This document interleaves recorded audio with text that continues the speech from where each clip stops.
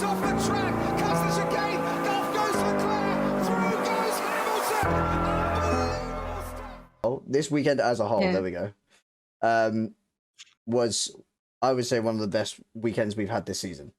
Like in Yeah. terms of sure. practice, in terms of qualifying, practice not so much, qualifying definitely, and especially with the Yeah. F2. Did you watch any of the F2s when they? I don't know who Yeah. it was, but someone went over someone. Before we go any further, thank fuck for Halo. Thank anyone fuck who says for that Halo. Halo is Halo. useless, get in the bin. Anyone. We'll have a I've quick debated segue this here. We'll have a quick segue here. so We're going to many discuss the times. fucking Halo. Is it three times this weekend? I think. Yep. 2 or 3 times.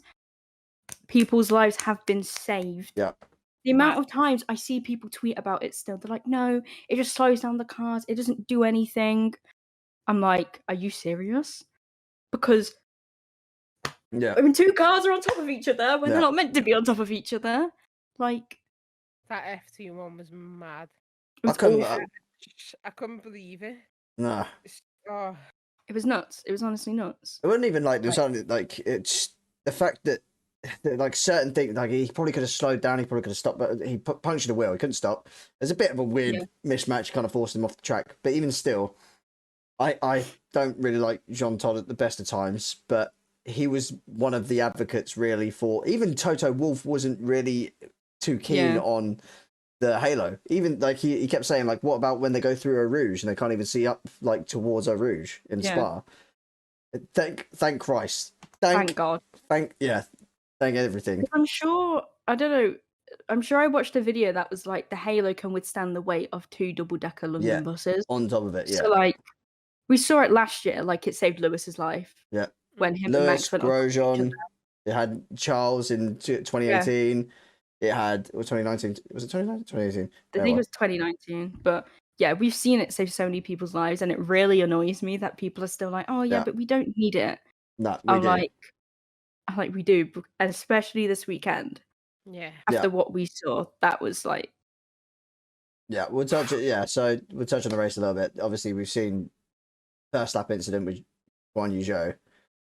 Have you seen? If you haven't seen, obviously we don't. When it's Formula One, a lot of our fans, or if you're new to F1 and you're new to everything, a lot of fans don't understand why there's no pictures straight away at the car. So whenever someone crashes or whenever someone does something horrendous or it's a big crash, no TV directors, no one actually looks at the crash because because they think of the families at home that can't, like, they're anticipating either a death or a serious injury. They're just like, you don't want to fucking see that. So there was a new thing I think that they kind of learned because obviously they heavily still televised Grosjean's incident, and then they had a lot of criticism thrown back. That's like that's not fair on the family. Yeah, like for this and this, even on the track. So we knew there was a red flag, right? We didn't know why. All we'd heard was that there was something wrong with George's car. We didn't find out until about half an hour after what had actually happened. Really? And the whole red flag was about 3/4 of an hour, almost an hour long. And we didn't find out till like half an hour after the race had been stopped. Well, so at the track, you didn't hear about Zhou's crash at all. You just saw George's car and barrel off towards the barrier. Yeah. Well, we didn't even we saw them like the race start, and then it kind of cut to something else because then it was red flag. So we saw them obviously drive slowly past us. Yeah. Okay. Yeah, we didn't know. I was texting my friend because she was also there. She was like, "Yeah, he's upside down the barrier." I was like, "What do you mean he's upside down?" And even my sister messaged me. Who was at home. She was like, "Did you see him? You went absolutely flying." And I was like, "No, like, what's going on?" Yeah. But yeah, because obviously ethically and I think legally too, they're not allowed because you've got to make sure these people are safe. It was.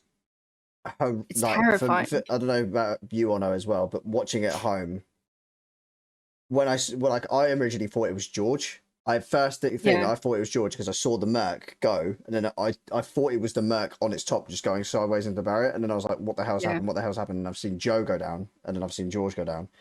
And then it cut to a camera shot, like a head over the camera shot, but it just kept Zhou's car out of screen, but you saw George get out of the car, and it just reminded me of Senna. When Senna gets out of the car and runs back, it literally, George gets out of the car, runs straight to the barrier, and you're like, shit. It was Albon too. Because the Albon got shunted, and the marshal's gone over to him, and he was like, "No, I'm fine. Go over to Zhou." And I saw the people were put videos up who was sat there because it's actually right in front of a stand, and it's just like, Yeah. how he survived that, and the fact he didn't need to go to hospital. That's because of the halo. Like, Yeah. I think the main we saw the talking crash point as site well. after. We went up and like had a look, and like the tires are all bent in, and the barriers all Mm. scuffed, and the fence is like a bit broken. Like, Yeah. Let's I well, think if that fence weren't there though, oh. yeah, if that fence wasn't there, it would have went straight. the into video, stand. the videos of people sitting at the front row at that crash, and Yeah. you're thinking like that car could have flipped up and just gone straight over that barrier. that would have There's, sent me into shock if I was sat there. I think Yeah. I could have like. I think the main talk about. I don't know if you watched any of Ted's talk afterwards, but there was, I can't remember what it is. I think it's the guy that said I don't know what his name is. I need to know his name. The guy that said the Australian Grand Prix cancelled. He went and looked at the track afterwards, and Yeah. there's massive gouges of tarmac missing from where that is. And then also Yeah. the main talking point of it, and I think they need to change it for the next race at Silverstone and whenever we do it next year. The gap that he fell into, if that car was on fire, right, there is no way he would have gotten out of that car. No fucking way. Yeah. He fell into a gap between the fence and the tyre barrier where he couldn't even get out. He had to get airlifted, Yeah. hoisted, and then moved out. Here's the thing as well, because it's a gravel trap. That's another reason why he went over the barrier, because that's just what the gravel does. So ideally, does that gravel trap need to not be a gravel trap? Does it need to be grass or something else? Armco at the end as well. Well, they said that like the gravel usually stops a car if it's upright. Yeah. Yeah. He wasn't upright. It made it I think this is a very unique crash. Very unique. Yeah. But in that sense, I don't know, how else can you put solutions in place? If that was grass and it happened the exact same way, that'd have still fucking like flipped and bounced and gone skyward. Oh, it's just it's just another reason to.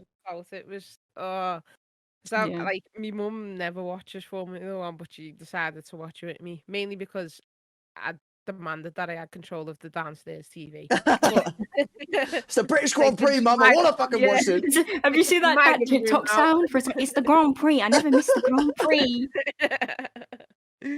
So she was like, she was like freaking out, like, what's going on here? Why haven't, like, because they were trying to hide what the name of what driver it was. Yeah. I mean, people were like acting stupid, like going, oh, we're not sure who's off track, when like they'd clearly seen all the rest of the cars go round. They knew who was on track and not. Yeah. And like she's a proper panic. My mum's a proper panicker anyway, but like she's like, oh my god, is he gonna be okay? Blah blah blah. Like, yeah. That's why like I tweeted, even I was like, I've not tweeted yet because I was literally in that much shock. Yeah. Your head just goes mad, doesn't it? Especially because they obviously, rightly so, they don't show the footage. Yeah. You're thinking, this is bad. This, and the longer the time goes, the minutes, the seconds like go on, you're like, oh, you get more nervous and your heart's like palpitating. Yeah. Like, no, it can't be. Like, but thank God. Thank God that Albon's okay too, because he went to hospital, didn't he? He got pinged. Yeah, that's what I find interesting, is that Joe didn't end up going to hospital, because I thought they would have, like, really just in case. Yeah, no, he got airlifted to my local hospital. What? Because Albon? Yeah, because it's the closest hospital with a helicopter pad. That's why Max went there last year. Oh right. Because there's nowhere close enough apparently. I think he only went to hospital because it was the G's, wasn't it? Of getting hit. It wasn't the sense of like anything was like wrong with him. It was just. It was his post after that made me laugh, where it's like all the pets are okay. Yeah, because like, the helmet. I'm like, I'm like, only F1 drivers I know. can get shunted and then be like, yeah, no, I'm fine. The pets are all good too. Like, anyone who says the Halo's invaluable is wrong. Back to point number one. Yeah, Halo. If you think the Halo is a farce and anything like that, get fucked. Yeah. Point blank, get fucked.